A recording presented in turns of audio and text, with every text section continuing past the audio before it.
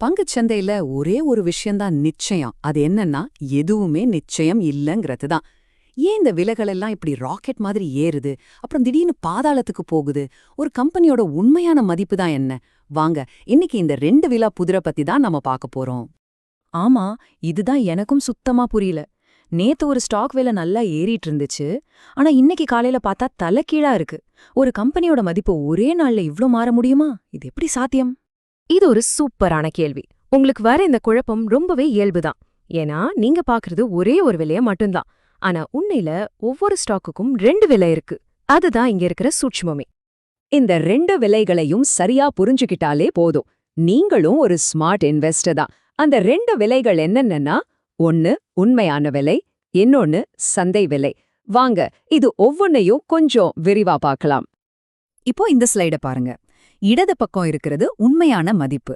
இது ஒரு மரத்தோட வேர் மாதிரி. அந்த கம்பெனியோட ஃபண்டமெண்டல்ஸ், அதாவது அதோட பலம், லாபம் சம்பாதிக்கிற திறனை பொறுத்தது. வலது பக்கம் இருக்கிறது சந்தை விலை. இது ஒரு ரோலர் கோஸ்டர் மாதிரி. மார்க்கெட்ல இருக்கிற சென்டிமெண்ட், செய்திகள், தேவை, வழங்கல் பல விஷயங்களால ஏறி இறங்கிட்டே இருக்கும். இன்னும் சிம்பிளா சொல்லணும்னா, ஒரு வீட்டே எடுத்துப்போமே. அந்த வீட்டோட உண்மையான மதிப்புங்கிறது அதோட கட்டமைப்பு, அது அமைஞ்சிருக்கிற இடம், வசதிகள் இதையெல்லாம் பொறுத்தது. ஆனா அதோட சந்தை விலை ரியல் எஸ்டேட் பூம்ல இருக்கும்போது ரொம்ப அதிகமா இருக்கும். அதே சமயம் மார்க்கெட் டல்லா இருக்கும்போது குறைவா இருக்கும். ஸ்டாக் மார்க்கெட்டும் கிட்டத்தட்ட இப்படிதான். ஓகே. இந்த உதாரணம் நல்லா புரியுது. ஆனா இந்த உண்மையான மதிப்புக்கும் சந்தை விலைக்கும் நடுவுல இருக்கிற அந்த கேப் ஒரு இன்வெஸ்டருக்கு ஏன் இவ்ளோ முக்கியம்? சூப்பரான கேள்வி. ஏன்னா அந்த கேப் தான், அதுதான் ஸ்மார்ட் இன்வெஸ்டர்ஸோட பிளே கிரவுண்ட். அங்கதான் ரிஸ்கோ ரிவார்டோ சந்திக்குது. லாபம் பார்க்கறதுக்கான வாய்ப்புகளும் ஒளிஞ்சிருக்கு. இப்போ இந்த சார்ட்ட பாருங்க. ஒரு பொருளோட உண்மையான மதிப்பு 100 ரூபாய்னு வச்சுக்கோங்க. ஆனா மார்க்கெட்ல அது வெறும் 60 ரூபாய்க்கு கிடைக்குது. இதுக்கு பேர் தான் அண்டர் வேல்யூடு. அதாவது ஒரு நல்ல பொருளை தள்ளுபடி விலையில வாங்குற மாதிரி. இந்த வித்தியாசம்தான் உங்களுக்கான மார்ஜின் ஆஃப் சேஃப்டி, அதாவது பாதுகாப்பு வலயம். ஒருவேளை நீங்க போட்ட கணக்கு கொஞ்சம் தப்பானாலும் இந்த கேப் உங்களை பெரிய நஷ்டத்திலிருந்து காப்பாட்டும். இதுக்கு அப்படியே ஆப்போசிட் தான் ஓவர் வேல்யூட், அதாவது அதிக மதிப்பீடு. ஒரு பங்கோட உண்மையான மதிப்பு 100 ரூபாயா இருக்கும்போது மார்க்கெட்ல மக்கள் அத 150 ரூபாய்க்கு வாங்க தயாரா இருந்தா அங்க ரிஸ்க் ரொம்ப அதிகம்னு அர்த்தம். ஏன்னா அந்த சந்தை விலை எப்ப வேணும்னாலும் அதோட உண்மையான மதிப்புக்கு சரிஞ்சு விழ வாய்ப்பிருக்கு. இது ரொம்ப இன்ட்ரெஸ்டிங்கா இருக்கு. அப்போ லாங் டேர்ம் இன்வெஸ்டர்ஸும் ஷார்ட் டேர்ம் ட்ரேடர்ஸும் இவங்க 2 பேரும் இந்த விலைகளை ஒரே மாதிரி தான் பாப்பாங்களா, இல்ல அவங்க பார்வை வேற மாதிரி இருக்குமா? 2 பேரோட பார்வையும் முற்றிலும் வேறு. லாங் டேர்ம் இன்வெஸ்டர்ஸ் ஒரு தோட்டக்காரர் மாதிரி. அவங்க நல்ல விதைய, அதாவது உண்மையான மதிப்புள்ள கம்பெனியை தேர்ந்தெடுத்து பொறுமையா அது வளர்ந்து பழம் கொடுக்கற வரைக்கும் காத்திருப்பாங்க. ஆனா ட்ரேடர்ஸ் ஒரு ரேஸ் கார் டிரைவர் மாதிரி. அவங்க மார்க்கெட்டோட வேகத்தையும் சென்டிமெண்ட்டையும் பயன்படுத்தி குறுகிய காலத்துல ஜெயிக்க நினைப்பாங்க. அவங்க கவனம் முழுக்க சந்தை விலை மேலதான் இருக்கும். சரி, எனக்கு இப்போ அவங்க அணுகுமுறை நல்லா புரியுது. ஆனா என்ன மாதிரி ஒரு பிகினர் இப்படி ஒரு கம்பெனியோட உண்மையான மதிப்பை கண்டுபிடிக்கிறது? அதுக்கு ஏதாவது சிம்பிளான வழிகள் இருக்கா? நிச்சயமா இருக்கு. ஒரு கம்பெனியோட உண்மையான மதிப்பை 100% சரியா கணிக்கிறது ரொம்ப கஷ்டம்தான். ஆனா ஒரு பிகினரா அதோட மதிப்பை ஓரளவுக்கு அந்தாஜு செய்ய சில சுலபமான டூல்ஸ் இருக்கு. வாங்க அத பத்தி பார்க்கலாம். முதல்ல பார்க்க போறது PE ரேஷியோ, அதாவது பிரைஸ் டு ஏர்னிங்ஸ் ரேஷியோ.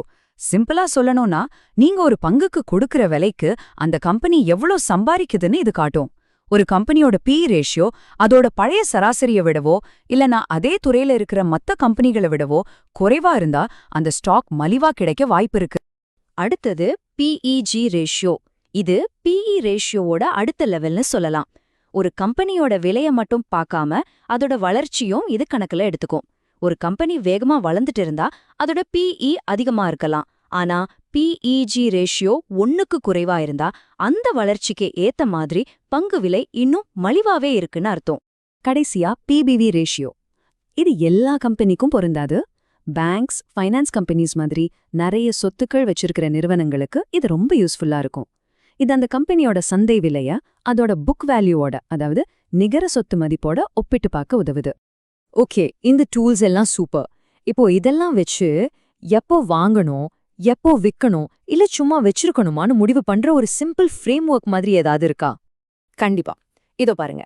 இது ஒரு சிம்பிளான கைட்லைன் தான். ஒரு பங்கோட சந்தை விலை அதோட உண்மையான மதிப்பை விட 30% இல்ல அதுக்கும் மேல தள்ளுபடியில கிடைச்சா, அதாவது 70%க்கும் குறைவா இருந்தா, அது வாங்குறதுக்கு ஒரு நல்ல சிக்னல். உண்மையான மதிப்புக்கு பக்கத்துல இருந்தா, அதாவது 70லேருந்து 90%க்குள்ள இருந்தா பொறுமையா இருக்கலாம். ஆனா சந்தை வேலை உண்மையான மதிப்பை விட 30% அதிகமா போயிடுச்சுன்னா, லாபத்தை புக் பண்ண இது ஒரு நல்ல நேரமா இருக்கலாம். இது ஒரு ரூல் கிடையாது, ஒரு கைட்லைன் தான். ஞாபகம் வச்சுக்கோங்க. ஆனா ஒண்ணு மட்டும் நல்லா ஞாபகம் வச்சுக்கோங்க. இன்வெஸ்ட்மெண்ட் வெறும் நம்பர்ஸ் கேம் கிடையாது. இந்த ஃப்ரேம் ஒர்க் எல்லாம் யூஸ்ஃபுல்லா இருந்தாலும், நிஜ உலகத்துல சில விஷயங்கள் இந்த எண்களை விட ரொம்பவே சக்தி வாய்ந்தது. முதல்ல மார்க்கெட் ரொம்ப நேரம் தப்பாவே இருக்கலாம். நீங்க சரியா இருந்தாலும் உங்களால தாக்கு பிடிக்க முடியாம போகலாம். அதனால பொறுமை ரொம்ப முக்கியம். 2வது, உண்மையான மதிப்புங்கிறது ஒரு கல்லுல செதுக்குன சிலை மாதிரி கிடையாது.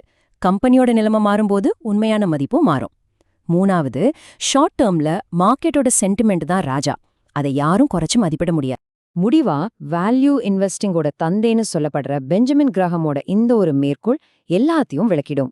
அவர் சொல்றாரு, குறுகிய காலத்துல சந்தை ஒரு ஓட்டிங் மிஷின் மாதிரி, அதாவது மக்களோட விருப்ப வெறுப்புகளுக்கு ஏத்த மாதிரி அது செயல்படும். ஆனா நீண்ட காலத்துல அது ஒரு எடை போடுற மிஷின் மாதிரி, அதாவது ஒரு கம்பெனியோட உண்மையான மதிப்பை அது சரியா எடை போட்டுடும். அதனால அடுத்த தடவை நீங்க ஒரு ஸ்டாக் விலைய பார்க்கும்போது உங்களே கேட்டுக்கோங்க, இது வெறும் ஓட்டுப்பதிவா இல்ல உண்மையான எடை போடுற வேலையா?